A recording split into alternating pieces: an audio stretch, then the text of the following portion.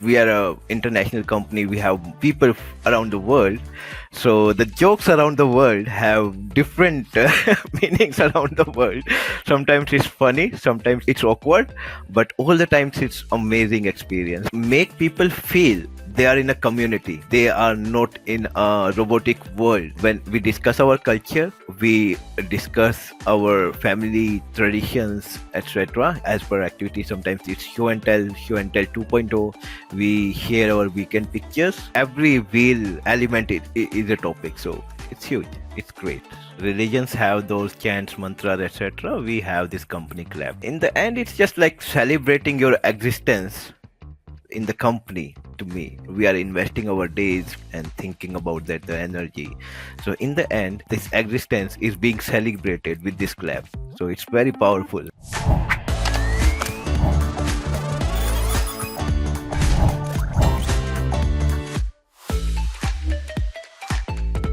Hello and welcome to the Gross Profit Podcast. My name is James Kennedy. I'm the co-founder and CEO at ProcurementExpress.com.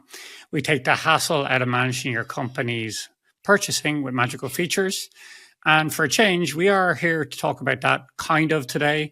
This podcast is a little bit of a switch up. Every now and again, I'll interview someone on our existing team to talk about an aspect of our business, which I feel you may find beneficial if you run a team yourself and I wanted to share some of the learnings that we have and how we're trying to work better as a team.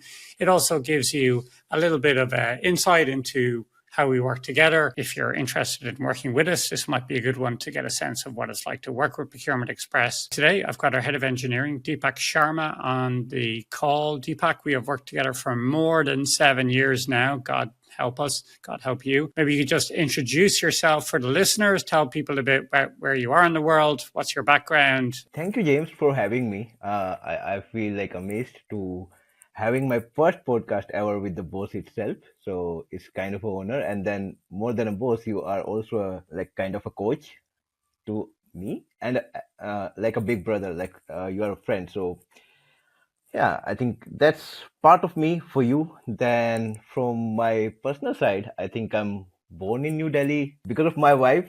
I wanted her, so I did my computers degree. And then I did like more than 50, 60 projects just for fun on Upwork. And then James found me. And since then, we are working together. And I think we are working on a great software which has great potential in terms of saving users what they are doing. So it's always fun to tackling with the problems that they have, the use cases, mapping different scenarios. So yeah, that's what I'm doing here with James for last 7.5 years or something. So, yeah, I mean, Deepak, we were talking before we started recording. You're used to being on Instagram, not YouTube. Deepak is an Instagram hero in our team, loves to hit the gym and loves to show what he's got on much to our entertainment. So let's go back and what we're going to get to here is how we ran EOS, how we upgraded it, let's say, or how we made it work for a remote team. But let's rewind to the beginning. If you want to hear more about how we implemented EOS, which is the entrepreneurial operating system or a coaching system run by a guy called Gino Wickman, I interviewed our EOS implementer in episode 42, Chris Goldman, and you can hear more about how he helped us to push our level to get to the next level. But before we get into that, let's just go back to the beginning. So when you started working here 7 years ago, what was it like and what were the challenges? Why did we start to look for something like a management system to help us improve our output? So intelligent me now will tell you like fool me back then, like it was a lot of troubles, right?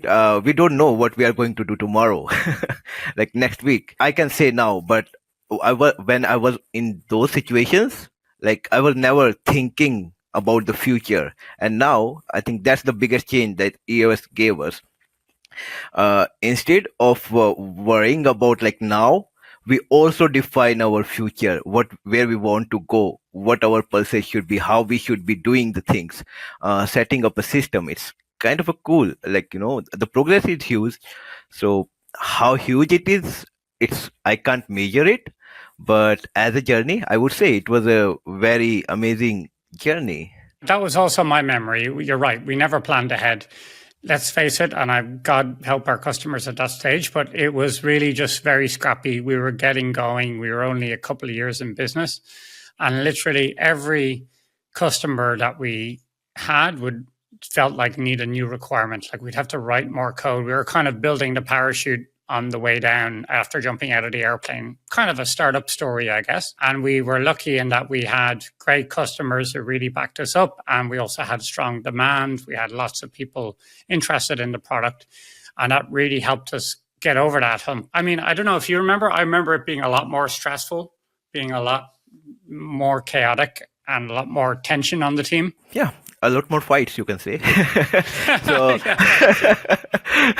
so it was chaos, right? We don't know the direction. Then we try to sort out everything every day. It was like directionless future that we were trying.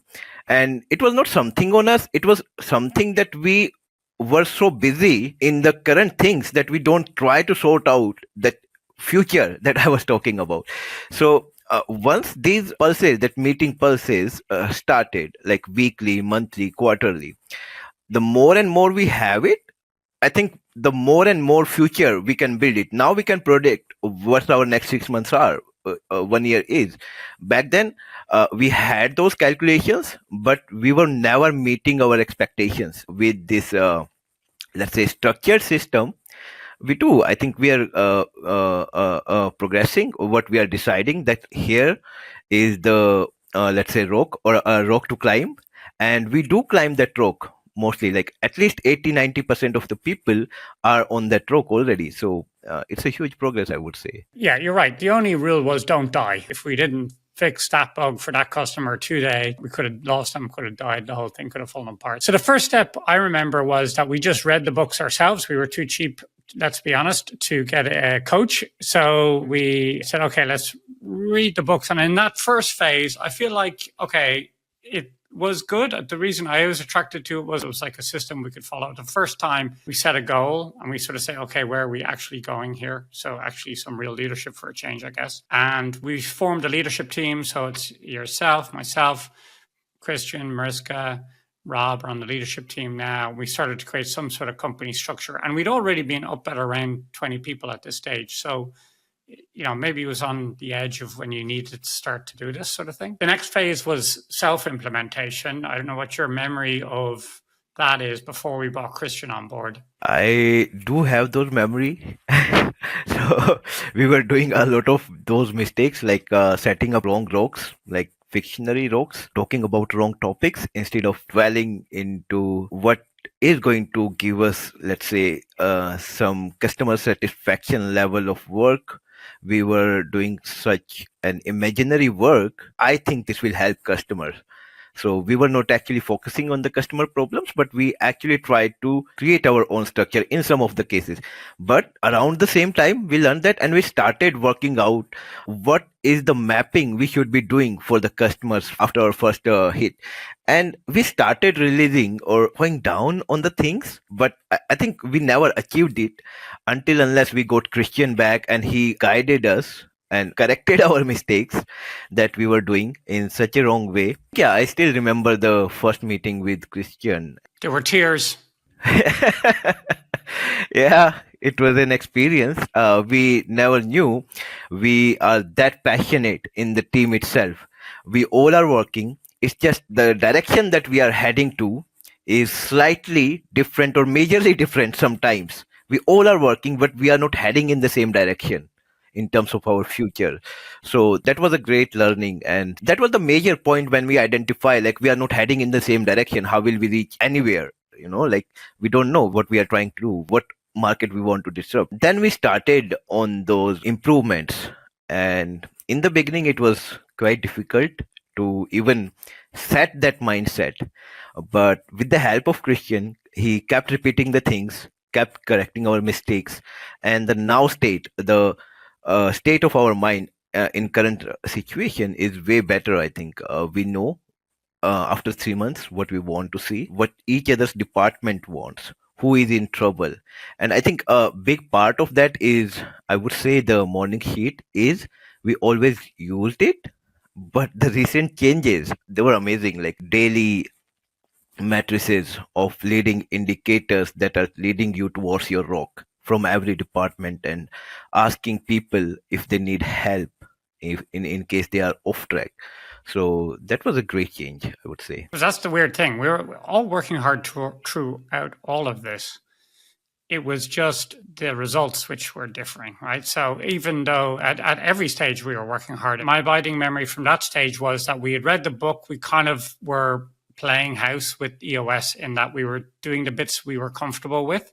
And then there were some, let's face it, some touchy-feely bits that we avoided. And Christian knocked our heads together a little bit and helped us to face up to those things we didn't want to ourselves. After that, it felt like, okay, we're at least heading towards the same goal. Before that, it was just everyone being busy.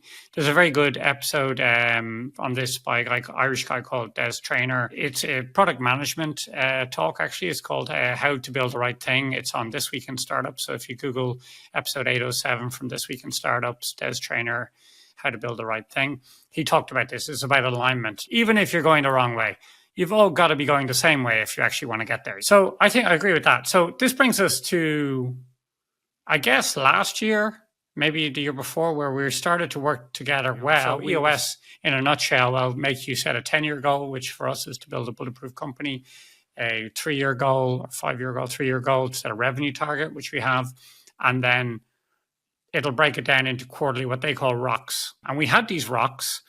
And my memory then was we had a whole year in 2022 where we had rocks. We were doing EOS, we were doing all the things, but we still just weren't hitting them. Everyone would have a rock. Everyone in the company would have a goal for their quarter.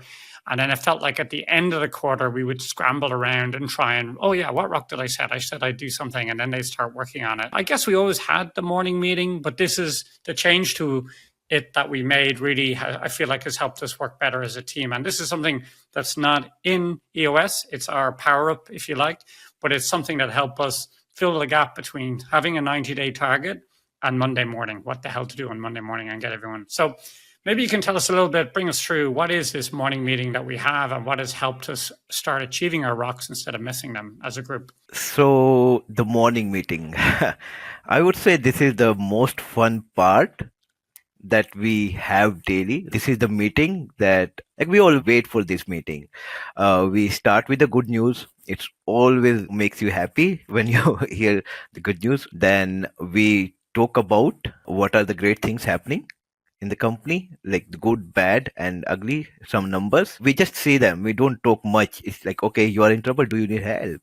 And if the person says he need help, he need help. If he say like, I'm okay, I just have to invest some time or some work, or I'm sorting it out, it's okay, it will pass by. Well, let's talk about it section by section. So good news, right? This is straight from US. You start every meeting on a positive note, right? And the first thing I guess we should mention is that, we meet every day because we're a remote team, and that's what helps connect us. So all the video cameras are on. We all see each other's smiling faces first thing in the morning or afternoon. And then sometimes it's awkward, right? So sometimes there is no good news. Someone says good news and there's an awkward pause. It's just the expression. Like, it's just not the good news. I think it's being felt like it has to be impacting everyone. I think that any good news is a good news. So if I'm feeling good, I think if I'm spreading that goodness or like happiness, it's obviously going to reach to another face. If I'm smiling, someone else will smile. So sometimes we do say like, weather is good, it's sunny out there. In this cosmic world, seeing the sun itself is a good news. So I think we can improve that. We can give it some emotional touch when we are giving the good news. So we do have the company good news and personal good news sections. So in our L10s, so it's like something, a culture, like, okay, that's company good news. Anyone have any personal good news? So I think asking that this small thing might change it a bit. The trick is sometimes there is an awkward pause, and I kind of enjoy them. And the thing is, there's normally, if there's 25 people, there is something good has happened. It's got to be, right. It has to happen every day, but sometimes you just don't think of it, right? So you got your unit test to pass if you're a programmer, you got a sale if you're in sales, you onboarded a customer successfully. Sometimes these things you wouldn't think to say unless there was a specific time for it, right? So yeah, it can be a bit awkward. tip there is I like just nominate someone. So that's my style. I say, okay, well, listen, everyone's got good news. So I'll just nominate someone to give us some good news. And it normally cracks a smile in some way. You'll get, at least you're smiling at the start of the meeting. And then we go on to our metrics, which ideally, we have a sales funnel and we have our engineering, our bug list. Ideally, we just read them. We only talk about them if something's really off kilter, right? If someone is feeling any trouble, if they ask for help, otherwise we don't call out people on that. It's our rule. Like this meeting is not to calling out people. This meeting is just to enjoy, feel like you are working with 25 people. They care for the customers, and it's the same goal that we are leaning towards. So this meeting is actually a very typical, documented, and let's say at very minor detail. The whole goal is just to have fun when we are solving the big troubles for the customer in next 3 months. Like it's next 3 months, I would say, like with a force, because it's the indicators that we set is actually the indicators that are going to satisfy our goals in next 3 months. Okay, well, this brings us on, I guess, to, we have the second section, which is looking at the numbers. If there's one that's red, so we'll just call that out and see if anyone needs help with that. Like, for example, you've got a bug count, open bug count that we're trying to keep low. Someone else might have a number of sales that they're doing or whatever. In last 2 quarters, since we implemented this new way, I think we are confident, like we almost cracked that, let's say, the last bit when the company is not working in same direction.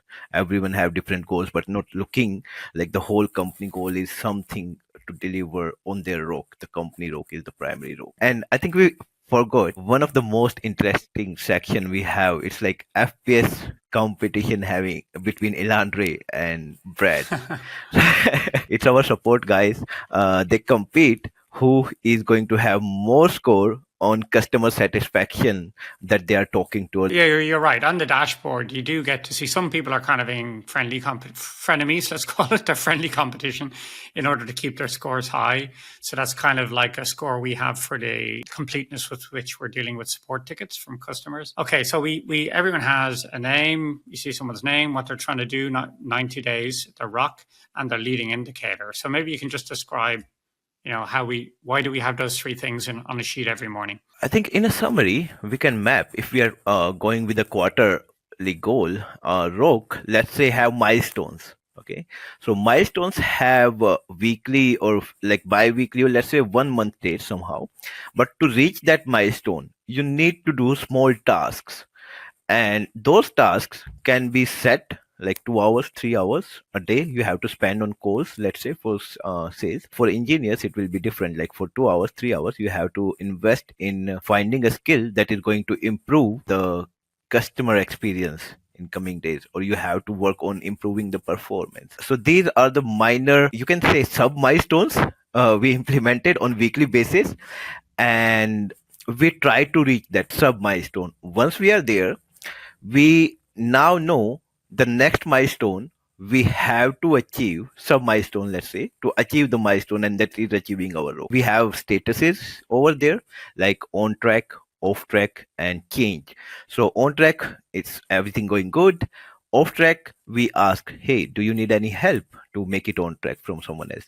Change, if someone feels like the direction they are in to achieve their rock is not right, or let's say they have completed their previous one. So there are two options in it.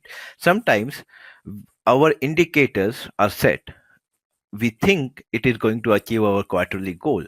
But let's say in second week, third week, or let's say in fourth week, we figure out, oh shit, I completed the task, but it still not achieving my rock. It's something else I have to do. So we have this ability. We change the weekly indicator, set the leading indicator, the next one, and set up the milestones accordingly. It's not very set way of reaching out to your rock, but the mindset is to reach out to your rock. So you will make any possible combination in between without, having a mindset, oh shit, my indicator is not right, it's not achieving, and I might not reach out my rock. So the mindset is always like, get to your rock, even if you have to do a straight way or a snake way. This reminds me a lot of when I was a kid. I used to sail. I had a sailboat, a small sailboat, me and Andrew Hines. He was my crew. And if you were sailing in calm weather, basically with no wind. It was all down to focus, right? So if you can imagine, you're at the start line of the race. The gun goes off, no one moves because there's no wind. Like you're barely moving, you know? And the name of the game then was not to be a great sailor. It was to stay focused on your line of sight, where you had to go. All of the other people in the race would try their best to try and distract you, right? So they would say things about your sister or your mom or whatever it took to try and get you to look around and look at them. Take your eye off the boy that you were heading towards. And if it worked, you would invariably start slipping behind. So if you stopped looking ahead and you started looking behind or looking somewhere else from where you're going, those little small changes meant that you started going off track. And this reminds me a lot on what we're doing now is, first of all, every morning you've got to look at the 90-day goal. Everyone else sees you looking at your goal. And then you have to think, well, what do I have to do today? If I did for every day for 90 days would make my goal inevitable. That's the way I think about it. And sometimes you're wrong. So I guess there's a few rules, like the rock can't change more than 2 weeks into the quarter. So you can't just change your mind halfway through. So you have to be at the beginning of the quarter, you're the general for the first 2 weeks, and the rest of the quarter, you're the soldier. You just have to carry out the general's dumb orders no matter what. But the leading indicator, what you think will get you there, can change every day if you wanted to. We look at on the all tracks, so it takes basically 1 minute to look at all the on tracks. You only have to ask if someone's off track for, say, 2 days in a row. If they're off for 2 days in a row, you can ask them, hey, do you need any help? And then we'll get into the next section then. Or if they've changed their leading indicator. So, hey, why are you changing your leading indicator? And then they have to sort of explain, hey, I thought that if I did 2 podcasts a week, I would find a partnership opportunity. But it turns out I'm doing the podcast, but I'm not getting a partnership opportunity. So I need to change my leading indicator.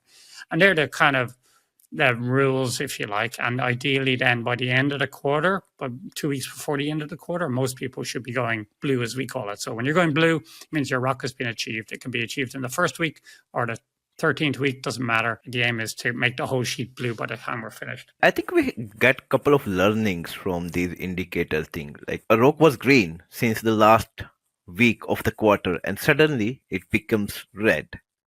Right? And we don't achieve the rock. Like, it's just we were 100% sure it's going to happen and for the more than 1/3 of the quarter, and then we are suddenly saying it's not happening. So having these rules actually predict very early stages, like if you are not changing your sub milestones, if you are not progressing, if you are not reporting correct. So the indicators are, I think, precise when you go in the micro level of your rock. You start in the leadership team, 3 months discussions only. It's cool. You save time. Then you come to the lower level, your L10s. You discuss a month's time. Then you come to this sheet and then you discuss the weekly and daily things. So it's actually saves a lot of time to plan everything with everyone. So that's a big improvement. In the past we were also doing everything with everyone. Now responsibility is well spread, and I think it's a big learning from the book itself. You raise a very good point there. So I should mention now, spoiler, that this whole meeting takes 15 minutes, and what we've talked to so far normally takes, say, maybe 5, maximum 10 minutes to get this far into the meeting. So it's not a big drawn out thing. It's fairly quick.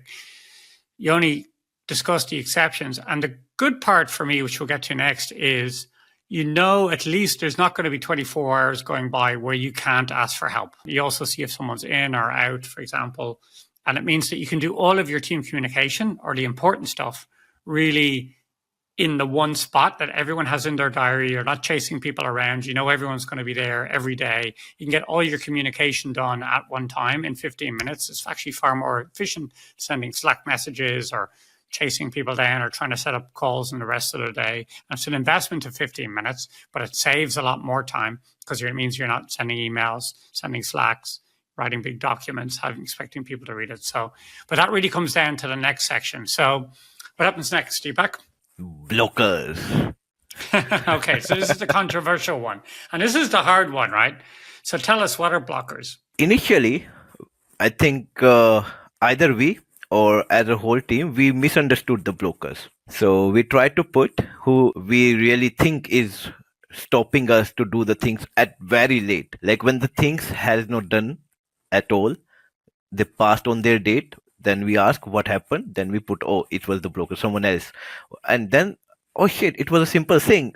Someone else could have done just one click and it would have sold it. Then by the learning, with time, we figured out like brokers is not something to be ashamed of. It's something to be proud on. Like, dude, someone else need you and you can sort out the problem for someone else. So now I think when we think I'm in trouble and this is the help I'm looking for, I know this person might be busy somewhere else. I'm not being like, we have a very good company value. I think don't be an asshole. So we have to respect that. So when we really need help and when we know the exact person, we just set him on the blockers list. Whenever you get any free time slot, just help me out. And mostly I never seen any broker lasted for more than a day or two if it's not a complete different task. And it sorted a big problem that we had. That was, there are people who are active, they're like expressive, and then there are people who ask you for help once and they just wait. They feel a bit, I don't know, like they just don't feel asking. And then there are people who just keep bugging you. So it helped that gap. It's like a human behavior gap that we had. And because of this company culture, now anyone needs anything, he sees his task can be completed with that specific person, add him as a broker. That will be a help that is coming soon. Like, or if someone else can help you, that person is busy. Let's say Deepak is making James broker to get access on some GitHub project, and now James is away on vacations for a week, right? It doesn't mean that the task has to survive for 1 week. So Richard comes in, hey Deepak, I too have access. Let's fix it. So it got fixed in a day. Otherwise we would be like, I would be thinking I should wait James for 1 week, and it happens a lot. The velocity of it happening in department level, in different people, in personal level, in personal chat level, is a lot when we look towards it. So I think it's a very good improvement, the blocker, the mindset and all. So this whole sheet is amazing. Like, we do feel like it's been long. We are talking about like 15-20 minutes. It's 2 minute sheet, but it's like feel like the benefits of it we can talk about an hour. I remember before we used this blocker section, people would get to the end, they would miss their quarterly rock and they go, oh, but I've been waiting for James. And then you go to James and James would be like, oh, I could do that for you, no problem. I didn't really realize. I know you slacked me once, but I forgot or whatever, or, and actually, interesting point of what you pointed out there is some people over communicate, right? So some people are really good at following up. They follow up every day. And then other people are just like, I'm just going to stop listening to that person naturally. And then everyone gives up, where this is one place you put the who's blocked, who's blocking them, what it is. And the interesting piece is sometimes if someone's on holiday, that's a classic, you're right, someone else will step in. Hey, Deepak's not here. Let me help you with that. And it clears out all these issues. And it means that they're never waiting on anyone else to achieve your goal, right? So you can always just put it in there. But the key thing is, and I don't think we're totally there in the entire team, Deepak, is that you have to know that it's done in the spirit of us all team working together to hit our objective. So it can be a little bit awkward to put your boss's name in the blocker section or vice versa, someone on your team into the section. Feels like it's not done in the spirit of calling them out. It's done in the spirit of communication. And that's the key, the hardest part, I think, about this whole thing. I think this is the thing that people would find most challenging if they wanted to implement, In the beginning, when we started it, it was the same feeling. But now I think it's fun putting the boss as a blocker. I feel great when I do that, at least. Okay, so cool. What happens next then? Joke. Yes, we have a joke. We have the worst jokes in the world. In case you haven't heard it, you have to tell us a joke. I guess this livens up the thing, and normally the shorter the better. We can say that we are an international company. We have people around the world. So the jokes around the world have different meanings around the world. Yeah. Sometimes it's funny, sometimes it's awkward, but all the times it's amazing experience. Yeah. And the cool thing is when someone don't prepare for their joke and five people are saying, hey, I have the joke ready. Normally you and me, to be honest. So now we're getting on to the activity, right? So what's the activity? We did added this activity, and the whole memory I have is because of this over communication of this real funny thing that we have a wheel of. I think we have it some external wheel, then they stopped working. Then we built our own wheel that we have name of people, and we have a weird activities list of I think 30 activities that they have to do, like reenact a character, sing a song, sometimes fancy dress. And thank god I haven't got the fancy dress yet for in like 2 years or so. I'm so lucky. Yeah. That make people feel they are in a community. They are not in a robotic world. So it's like when we discuss our culture, we discuss our family traditions, etc. As per activity, sometimes it's show and tell 2.0. We share our weekend pictures. Every wheel element is a topic. So it's huge. It's great. I mean, this is probably my favorite part, where you get to hear someone at the weekend and what they do. You see the different types of food they make. Different cultures have different things. The Afrikaans culture, the Indian culture, even Irish culture, I guess, all the different things, and you get to know. And this is actually brings us on to the next wheel. So we have a wheel where you pick your activity. That's going to give you, something you got to do, something mildly embarrassing, let's say, or fun anyway. But the actual real key here is that we have about 20, 25 people on this meeting. And we have another wheel where tomorrow's person who's going to lead the meeting is selected randomly. So we do this at the end, and I feel like it has a couple of benefits. One, every month you at least see one person lead the meeting. You get to see what they cooked at the weekend or whatever activity they have.